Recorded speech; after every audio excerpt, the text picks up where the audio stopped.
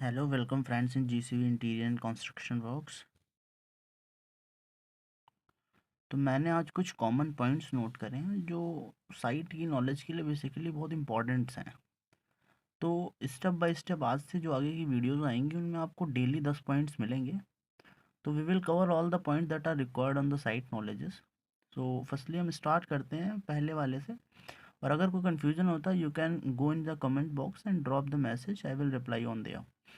सो पहला पॉइंट जो है वो बहुत ही नॉर्मल है। जो हमारा वेट ऑफ सीमेंट बैग है वो 50 kg होता है, ये हमें पता होना चाहिए। बिकॉज साइट पे हम कोई काम करते हैं तो सीमेंट सबसे इम्पॉर्टेंट होता है। जो 50 kg का होता है वो सारी कंपनियां बनाती हैं। ऑल कंपनी जितनी आपकी होंगी वो सारी 50 किलो का ही बैग बनाती हैं सीमेंट का। तो एक बहुत बेसिक पॉइंट है जो हमें पता होना चाहिए। अब हम दूसरे पॉइंट पे जाते हैं, थिकनेस ऑफ द स्लैब। मतलब ये बहुत कॉमन पॉइंट इसलिए हो जाता है क्योंकि कोई भी स्ट्रक्चर को अगर हम एक फ्लोर कंप्लीट करते हैं तो स्लैब एक बहुत ही इंपॉर्टेंट उसमें पॉइंट बन जाता है। तो 15 सेंटीमीटर अगर इंच में देखते हैं तो उसको 6 इंच बोलते हैं, जैसा कि हम अपना स्केल में देख सकते हैं। तो थिकनेस मतलब जैसे ये हमारी स्लैब हो गई तो ये चीज़ हो गई थिकनेस। इसको हम टी डिनोट करते हैं। ये हमारी 6 इंच होनी चाहिए, मिनिमम थिकनेस है ये। मैक्सिमम 8 भी कर सकते हैं बट मिनिमम 6 से कम नहीं होनी चाहिए। बिकॉज अगर लिंटल जैसे ऊपर अगर बहुत पतला लिंटल 4 इंच का कर दिया तो अगर इस ऊपर हम कोई काम करेंगे तो वो फिर नीचे वाइब्रेशन से हमें उसकी साउंड मतलब क्रिएट होकर नीचे सुनाई देती है। सो हमें इसको थोड़ा सा ध्यान में रखना है कि 6 इंच से कम नहीं होना चाहिए। इसमें मतलब कॉस्ट कटिंग करने की इतनी ज़रूरत नहीं है। तीसरा पॉइंट हमारा आता है slope for the staircase. अब स्टेयर केस का स्लोप क्या है? तो स्लोप बेसिकली क्या होता है, स्लोप को अगर डिनोट करते हैं तो this is an angle. Angle का मतलब सरफेस से कितना टिल्ट पोजीशन पे कोई चीज़ रखी है, दिस इज द स्लोप होता है। मतलब इस ऑब्जेक्ट का जो स्लोप होगा वो सरफेस के कितने एंगल पे है। तो जब भी हमारी कोई स्टेयर होती है किसी भी एंगल पे तो उसको सरफेस से देखते हैं कितना एंगल पे स्टेयर होनी चाहिए। मतलब हमारे चढ़ने के लिए क्या एक हमारा एक बेस्ट पोजीशन होती है, उसको हमारी मतलब जो ये आपको हमने गिवन वैल्यूज़ दी हैं सारी ये इंडियन स्टैंडर्ड के हिसाब से हैं जो सारे सिविल इंजीनियर्स फॉलो करते हैं।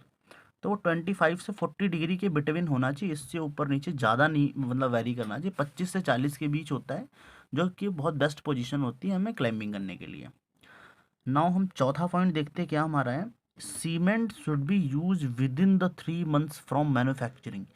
ये एक बहुत ही मेजर पॉइंट है जो कि हमें बिल्कुल ही ध्यान में रखना है। बिकॉज जब भी आप किसी हाई लेवल का प्रोजेक्ट करते हो जिसमें बहुत सुपर स्ट्रक्चर जब हम बनाने स्टार्ट करते हैं या सब स्ट्रक्चर करते हैं तो ये इसलिए कॉमन पॉइंट हो जाता है क्योंकि कहीं भी हमारी कंक्रीट का जो फेलियर होता है वो सीमेंट में बहुत बड़ा एक रोल प्ले करता है सीमेंट उसमें। तो अगर आपका कोई बैग को चेक करना है कि उसकी मैन्युफैक्चरिंग कब थी, वो उस पे हर एक बैग पे पड़ा होता है। आपको ये ऐसे मिलेगा, इससे लिखा होगा डी मतलब डेज हो गया, एंड डब्लू मतलब वीक्स हो गया, एंड एम मतलब मंथ्स हो गया, वाई मतलब ईयर हो गया। तो इसमें कुछ इस तरीके से डिनोट करते ये पढ़ना आपको आना चाहिए because it is much important. Day जैसे 23 दिया है, वीक आपका 12 दिया है, मंथ आपका 4 दिया है, ईयर आपका 21 दिया, मतलब 2021 में उसकी मैन्युफैक्चरिंग हुई है। फोर्थ मंथ में 12वें वीक में, जैसे हमारे टोटल 13 वीक होते हैं पूरे ईयर में तो 12th वीक है और इस दिन हुई है। तो उस हिसाब से आप इसको देखो। और जो मिनिमम टाइम होता है वो इंडियन स्टैंडर्ड के हिसाब से 90 डेज होता है।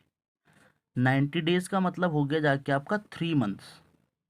मतलब मैन्युफैक्चरिंग के 3 महीने के बाद अगर सीमेंट हो गई है तो फिर उस सीमेंट को हमें नहीं काम में लाना है। अगर हम बेसिकली सब स्ट्रक्चर बना रहे हैं मतलब अर्थ के अंदर अगर हम फाउंडेशन कर रहे हैं तो 90 से 100 दिनों से अगर ज़्यादा की सीमेंट हो तो हमें उसे नहीं यूज करना है। अब चौथा पॉइंट हमारा क्या है, सीयर वॉल। तो बेसिकली एक तो हमारी वॉल होती है जो ब्रिक वर्क की होती है, जो हमारी ब्रिक से हमारी वॉल क्रिएट होती है 9 इंच की 4 इंच की जितनी भी हमें मतलब वेरी करती है थिकनेस उसकी। एक सीयर वॉल होती है जो कंक्रीट की हम वॉल क्रिएट करते हैं जहाँ पे रिटेन करना होता है, ज़्यादा फोर्स होता है। If you are retaining the maximum force over any place तो हमें क्या करना पड़ा, सीयर वॉल वहाँ पे क्रिएट करते हैं। अब सीयर वॉल की मैक्सिमम टू मिनिमम हमें आईएस स्टैंडर्ड बताते हैं। आईएस के कोड के अकॉर्डिंग क्या होना चाहिए। तो देखो आईएस कोड ये कहता है मिनिमम हमारा 150 mm होना चाहिए, मैक्सिमम 400। अब 150 में हमारा कितना हो गया, वही हो गया जाके 6 इंच, मतलब 150 मतलब 15 सेंटीमीटर, और अगर इंच में देखते हैं तो हमारा 6 इंच हो गया जाके। और मैक्सिमम जो स्टेज सेट करी गई है वो हमारी 400 mm है, जो कि मैक्सिमम टू मैक्सिमम ये मतलब ये इतना प्रेशर बियर कर सकती है कि इससे ज़्यादा फिर रिटेन करने की वो नहीं आएगी हमारे पास। तो हमें मैक्सिमम 400 लेना है, अगर मिनिमम कहीं पे है तो 150 लेना है। अब हम नेक्स्ट पॉइंट पे आते हैं। Initial setting time of cement, maximum setting time of cement.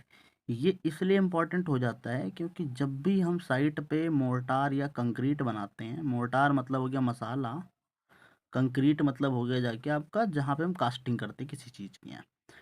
तो इनिशियल सेटिंग टाइम इसलिए पता होना चाहिए कि सीमेंट मतलब बनने के कितनी जल्दी जल्दी हमें उसे यूज कर लेना है। इनिशियल सेटलिंग मतलब होता है कि कोई भी जैसे सीमेंट का सेटलिंग का एक ग्राफ बनाना है, तो मतलब सीमेंट सेटल होना जहाँ से स्टार्ट होती है वो 30 मिनट का एक स्टेज हो जाता है, और मैक्सिमम जो है सबसे हार्ड होती जाके वो 10 घंटे में है।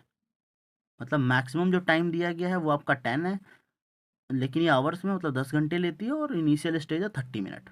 मतलब 30 मिनट से स्टार्ट होकर 10 घंटे तक अगर कंक्रीट को हमने छोड़ दिया सीमेंट किसी भी चीज़ के साथ मिला के, 10 घंटे में बहुत ही हार्ड हो जाएगी। अगला क्या पॉइंट हमारा, weight of steel. Weight of steel basically बहुत इंपॉर्टेंट साइट पे इसलिए नहीं होता है क्योंकि इसकी नीड नहीं पड़ती है। मैक्सिमम हमें बीबीएस पता होना चाहिए, बार बेंडिंग शेड्यूल क्या होता है, उस पर हम एक अलग वीडियो बनाएंगे जिसमें सारी चीज़ें कवर करेंगे। बट ये मोटा मोटा ये पता होना चाहिए अगर हमें कहीं पे ज़रूरत पड़ जाती है तो D²/162 इसका फॉर्मूला है। यहाँ पे डी जो होता है डाई ऑफ बार होता है, जैसे 20 mm की है तो उसको डायरेक्ट हम 20 mm पुट करेंगे। ये नहीं कि हमने सेंटीमीटर या मीटर में करना, कुछ नहीं करना आपको है, आपको डायरेक्ट डाया उठाना है, उसका स्क्वायर करके अपन 160 को कर देना, तो ये पर मीटर लेंथ निकलती है। मतलब 1 मीटर में कितना केजी है वो सीधा निकाल के देगा, मतलब 1 मीटर पर केजी कितना वेट है, वो उसका फॉर्मूला हो गया D²/162। अब नेक्स्ट पॉइंट हमारा है क्यूरिंग पीरियड ऑफ कंक्रीट। ये इम्पॉर्टेंट ही नहीं है, इंटरव्यू के पॉइंट ऑफ व्यू से, साइट के पॉइंट ऑफ व्यू से बहुत ज़्यादा इम्पॉर्टेंट है, क्योंकि क्यूरिंग एक ऐसी स्टेज होती है जहाँ पे बहुत सारे फेलियर अकर होते हैं, बहुत सारी चीज़ें आती हैं, तो इसको हमें बहुत ज़्यादा ध्यान में रखना है, बहुत ही ज़्यादा। मतलब आप एक ऐसा समझ लीजिएगा कि बहुत ही रोल प्ले करता है क्योरिंग आपका किसी भी कंस्ट्रक्शन में। तो क्योरिंग का पीरियड देखो आईएस स्टैंडर्ड सेट करता है 7 to 14 डेज। अब मतलब हो गया मिनिमम 7 डेज, मैक्सिमम 14 डेज तो करना ही करना है, मतलब 7 से कम तो आपको करना ही नहीं है। मतलब कंक्रीट की कास्टिंग आपने मान लो आज 10 तारीख को करी, तो आपको 17 तारीख तक उसकी बराबर आपको पानी से उसकी क्योरिंग करते रहना, तराई करते रहना है, तभी वो अपनी फुल हार्डनेस पे मेंटेन हो पाएगी जाके। क्योंकि जब हम उसका कंक्रीट का टेस्टिंग करते हैं तो 7 डेज पे करते हैं, 14 पे करते हैं, 21 पे करते हैं। तो अगर आप 14, आपको 7 से 14 दिन तो करना ही करना है, अगर आपको कोई प्रॉब्लम नहीं हो तो आप 21 डेज जरूर करो, कोई दिक्कत नहीं। बट इंडियन स्टैंडर्ड कहता है 7 से 14 डेज तो करनी ही करनी है। अब ये एक दो हमने पॉइंट इसलिए रखे हैं क्योंकि बेसिकली फाउंडेशन से ही हमारे ये स्टार्ट हो जाते हैं, तो ये आने चाहिए। तो इसमें clear cover of beam and column हमने बताया आपको है। तो बीम का जो होता है 25 mm होता है, और कॉलम का आपका 40 mm होता है। अब आप बता दें कवर होता क्या है। सपोज दैट एक कॉलम है 300 mm x 300 mm का।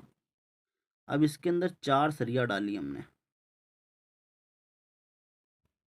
और हमने इसकी रिंग बांधी अंदर से।